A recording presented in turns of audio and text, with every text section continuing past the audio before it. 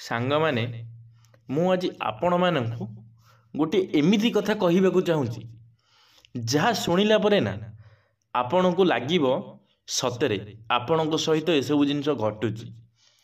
ଆପଣ ପ୍ରତ୍ୟେକ ଦିନ ଏସବୁ ଜିନିଷକୁ ସାମ୍ନା କରୁଛନ୍ତି, ଏସବୁ କଥାକୁ ସାମ୍ନା କରୁଛନ୍ତି। ଆପଣ ନିଜ ମନକୁ ଥରେ ନିଶ୍ଚିନ୍ତ ଭାବରେ ପଚାରିବା ପାଇଁ ଚେଷ୍ଟା କରିବେ। ଭିଡ଼ିଓଟିକୁ ନିଶ୍ଚିନ୍ତ ଭାବରେ ଶେଷ ପର୍ଯ୍ୟନ୍ତ ଦେଖିବେ। ଯଦି ଭିଡ଼ିଓଟି ଆପଣମାନଙ୍କୁ ଭଲ ଲାଗିବ ନା, ଲାଇକ୍ଟିଏ କରିବାକୁ ଭୁଲିବେ ନାହିଁ।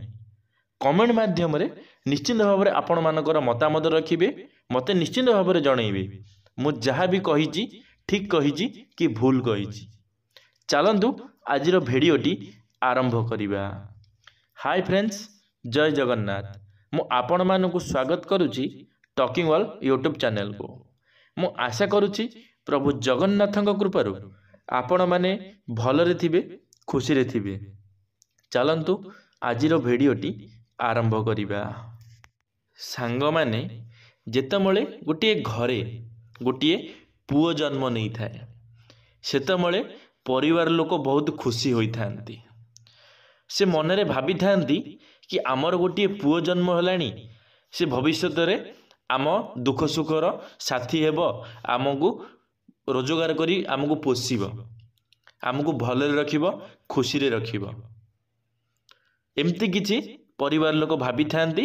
ଆଉ ଯେତେବେଳେ ସିଏ ପୁଅ ବଡ଼ ମଧ୍ୟ ହୋଇଥାଏ, ସେତେବେଳେ ମଧ୍ୟ ତାକୁ କାମ କରିବାକୁ ପଠାଇ ଦିଅନ୍ତି। ଯା ଘରର କାମ କରି ତୁ ଆମକୁ ପୋଷ, ଆମକୁ ଖୁସିରେ ରଖ, ଶାନ୍ତିରେ ରଖ। ଏମିତି କିଛି ଘର ଲୋକମାନେ ଭାବିଥାନ୍ତି। ପୁଅ ମଧ୍ୟ ଭାବିଥାଏ। ଯେତେବେଳେ ଗୋଟିଏ ପୁଅ ରୋଜଗାର କରିଥାଏ, ସେ ମନରେ ଭାବିଥାଏ ମୁଁ ଏତେ ରୋଜଗାର କରିବା ଦରକାର ଯେମିତିକି ମୋ ଘର ପରିବାର, ମୋ ବାପା ବୋଉ, ମୋ ଭଉଣୀ, ଏମାନେ କାହା ଆଗରେ ହାତ ନ ପତେଇବେ, କାହା ଆଗରେ ଖରାପ ନ ହେବେ। ସବୁବେଳ ପାଇଁ ସେ ଖୁସିରେ ରଖିବାକୁ ଚାହିଁଥାଏ। ଗୋଟିଏ ଘରର ପୁଅ ତା ବାପା ବୋଉଙ୍କୁ ସବୁବେଳ ପାଇଁ ଖୁସିରେ ରଖିବାକୁ ଚାହିଁଥାଏ। ହେଲେ ଯେତେବେଳେ ଗୋଟିଏ ଝିଅ କମେଇଥାଏ, ଝିଅ ସେଇଟା ବିଲକୁଲ ବି ଭାବେ ନା ମନରେ କି ମୁଁ ଯଦି ପଇସା କମଉଛି ତାହେଲେ ମୁଁ ମୋ ଘର ଲୋକଙ୍କୁ ଦେଖିବି, କି ମୋ ବାପା ବୋଉଙ୍କୁ ଦେଖିବି, କି ମୋ ଫ୍ୟାମିଲି ପରିବାର ଯାହାକୁ ବି ଦେଖିବାକୁ ଚାହୁଁଛି ମୁଁ। କିନ୍ତୁ ଝିଅ ସେଇଟା ମନରେ ଭାବେ ନା। ଝିଅ ଯେତେବେଳେ କମାଏ, ଝିଅ ଯେତେବେଳେ ଟଙ୍କା କମେଇବା ଆରମ୍ଭ କରିଦିଏ, ସେ ନିଜ ମନରେ ଭାବେ ଯେ ମୁଁ ଆଉ କାହା ସାମ୍ନାରେ ମୋତେ ଆଉ ପଛଘୁଞ୍ଚା ଦେବାକୁ ପଡ଼ିବ ନାହିଁ। କିଛି ଗୋଟେ କାମ କରିବାକୁ ହେଲେ ମୋତେ ଆଉ କାହାକୁ ପଚାରିବାକୁ ପଡ଼ିବ ନାହିଁ। କାହିଁକି ପଡ଼ିବ ନାହିଁ ନା, ମୁଁ ଏବେ ଟଙ୍କା କମାଉଛି, ମୋ କତିରେ ଏବେ ଟଙ୍କା ଅଛି, ମୁଁ ନିଜେ ରୋଜଗାର କରୁଛି।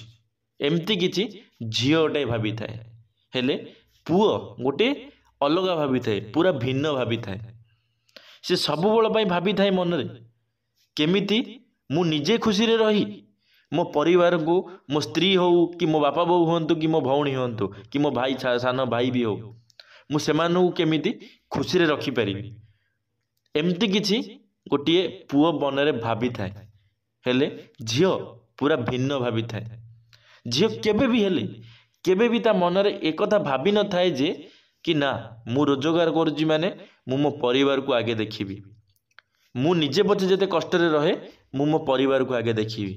ମୋ ପରିବାରକୁ ମୁଁ ଖୁସିରେ ସବୁବେଳ ପାଇଁ ରଖିବାକୁ ଚେଷ୍ଟା କରିବି। ସେ ଜିନିଷ କେବେ ଗୋଟିଏ ଝିଅ ଚିନ୍ତା ବି କରିନଥାଏ ମନରେ, କେବେ ସେ ଭାବି ବି ନଥାଏ। ଆପଣମାନେ ନିଶ୍ଚିନ୍ତ ଭାବରେ ଜାଣିଥିବେ ଏ କଥା।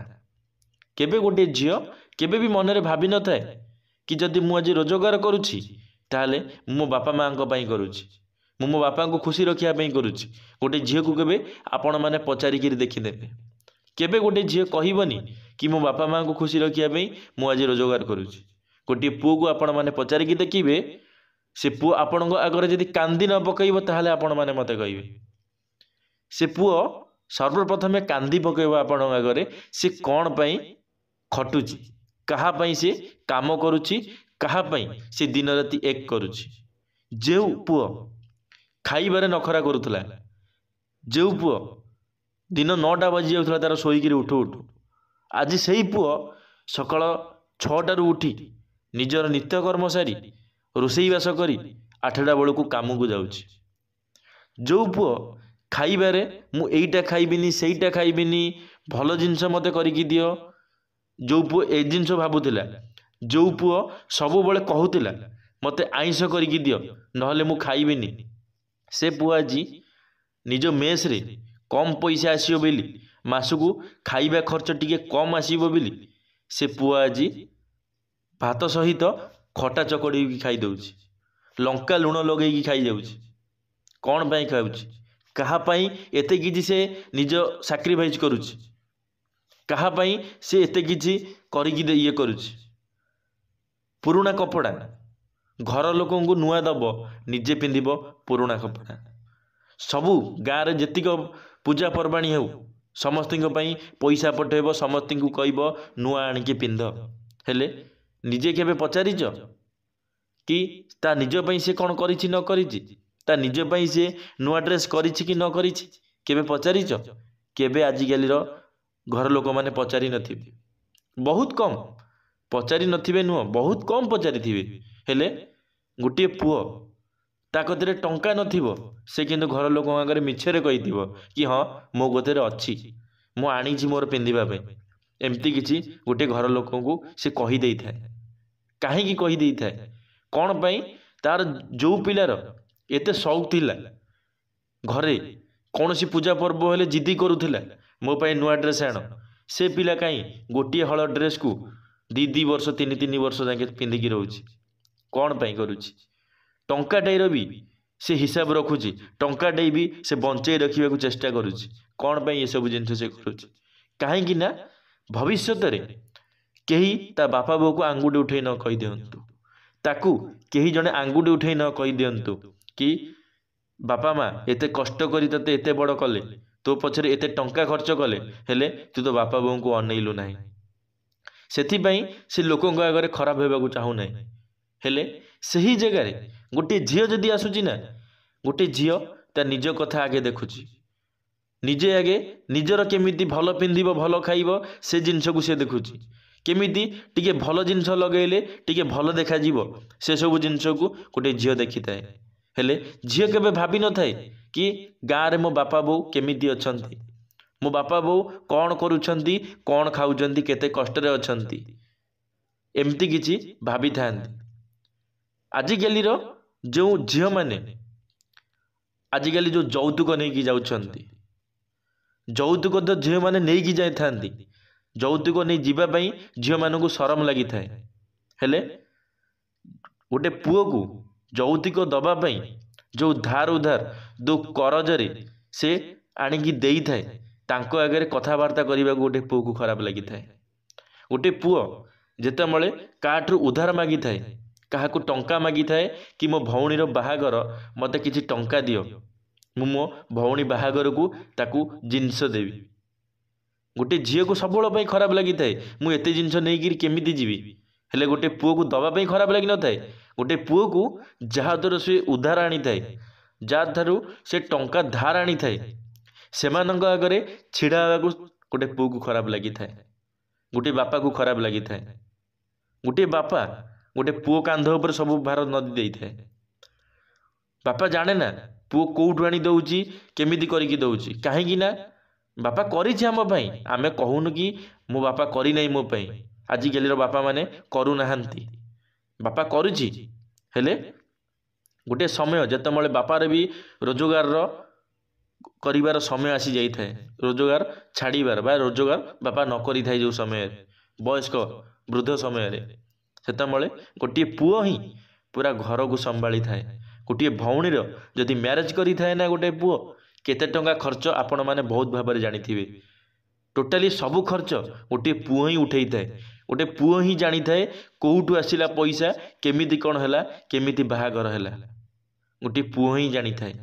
गोटे पुओ ही केते कष्ट करि थाए, केते राति दिन एक करि थाए, गोटे पुओ ही जानी थाए केते लोक आगरे खराब होई थाए। गोटे पुओर दुख गोटे पुओ ही बुझी पारि थाए, गोटे झियो केबे बुझी पारिबोनी, गोटे झियो गोटे पुओर दुख केबे बुझी पारिबोनी। झियो पिला माने छोट छोट कथारे कांदी पकई थांदी, पुओ पिला माने बहुत शक्त, पुओ पिला माने कांदंती नाही, सेटा संपूर्ण भाव में भूल। पुओ पिलांकर आपण कांदीबा देखी नाहांती, ଯେତେବେଳେ ଗୋଟେ ପୁଅ କାନ୍ଦି ଥାଏ ନା ସେତେବେଳେ ସେ ବହୁତ କଷ୍ଟ ପାଇଥାଏ, ତାକୁ ବହୁତ ବାଧି ଥାଏ, ସେତେବେଳେ ସେ କାନ୍ଦିଥାଏ। ହେଲେ ଗୋଟେ ଝିଅ କେତେବେଳେ କାନ୍ଦିଥାଏ, ତା ଭୁଲ ଲୁଚେଇବା ପାଇଁ ଝିଅ ଗୋଟେ କାନ୍ଦିଥାଏ। ଝିଅ ଯେତେବେଳେ କାନ୍ଦିଥାଏ ନା ତା ନିଜର କିଛି ଭୁଲ ଲୁଚେଇବା ପାଇଁ, କାହିଁକି ନା ତା ଭୁଲ ଯଦି ଧରା ପଡ଼ିଯାଉଛି ନା ତାହେଲେ ସେ ଫସି ଯାଉଛି। ସେଥିପାଇଁ ସେ ତା ନିଜ ଭୁଲକୁ ଲୁଚେଇବା ପାଇଁ, କେମିତି ତା ଭୁଲଟାକୁ ଲୁଚେଇବ ସେଥିପାଇଁ ସେ କାନ୍ଦିଥାଏ। ଯେତେବେଳେ ଗୋଟେ ପୁଅ ଗୋଟେ ଝିଅର କାନ୍ଦକୁ ଦେଖିଥାଏ ସେ ପୁଅ ନରମ ହୋଇଯାଇଥାଏ, ତରଳି ଯାଇଥାଏ। ସେ ଭାବିଥାଏ ଯେ କି ନା ଏ ଝିଅ କିଛି ଭୁଲ କରିନାହିଁ। ସେଥିପାଇଁ ଗୋଟେ ପୁଅ ତା ନିଜ ମୁଣ୍ଡକୁ ସବୁ ଭୁଲ ନେଇଯାଇଥାଏ।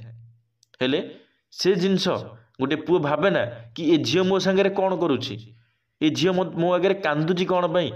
ସେ ପୁଅ ତ ଭାବିଥାଏ ନା କି ନାଇଁ ଏ ଝିଅ କିଛି ଭୁଲ କରିନି। ହେଲେ ସେ ଝିଅ ତା ନିଜ ହିସାବରେ କାନ୍ଦିକିରି ସେ ତାର ସବୁ କିଛି କ୍ଲିୟର କରିଦେଇଥାଏ କି କୌଣସି ଦୋଷ ତାର ନାହିଁ ବୋଲି, ସବୁ ଦୋଷ ସେ ପୁଅର ବୋଲି। ନିଶ୍ଚିତ ଭାବରେ ସାଙ୍ଗମାନେ ଥରେ ମୋର ଏ କଥାଟାକୁ ଚିନ୍ତା କରିବେ, ଥରେ ଭାବିବେ, ଦେଖିବେ, ଆପଣ ବି ଭାବି ଚିନ୍ତା କରିବେ ଥରେ ଭଲ ଭାବରେ ଶାନ୍ତ ମନରେ।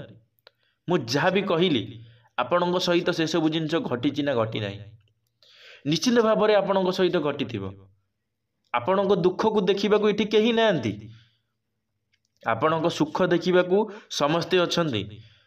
ଆପଣ କାହାକୁ ଦୁଃଖ ଦେଖାନ୍ତିନି, କାହିଁ କହିଲେ ଆଜିକାଲି ସମୟ ଖରାପ। ଯଦି ଆପଣ କାହାକୁ ଆପଣଙ୍କର ଦୁଃଖ ଦେଖାଉଛନ୍ତି ନା ତାହେଲେ ଲୋକ ଆପଣଙ୍କର ମଜାକ ଉଡ଼େଇବେ।